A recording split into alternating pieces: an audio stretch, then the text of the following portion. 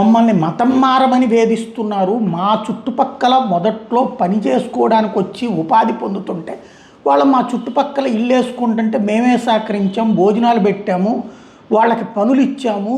తీరా చూస్తే వాళ్ళ బంధువులందరూ వచ్చారు, వాళ్ళ సంఖ్య పెరిగిపోయింది.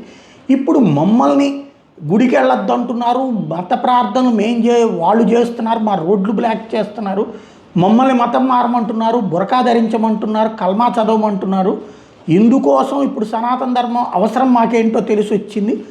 అందుకోసం మేము బీజేపీ వైపుకుని ఇంతకుముందు కమ్యూనిస్టులు మేమని చెప్పుకొస్తున్నారు.